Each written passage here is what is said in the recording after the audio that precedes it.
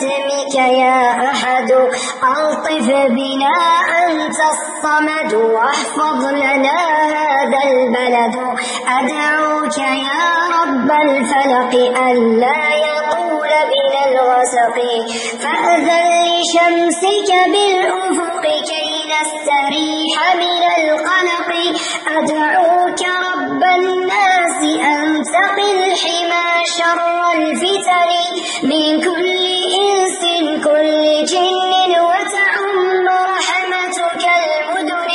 رب لقد جار الزمن وتشعبت فينا المحن واشتد إيلام الشجن يا رب عطفك بالوطن أدعوك ربي أنت قادر أدعوك ربي أنت قادر أن تستنير بك البصائر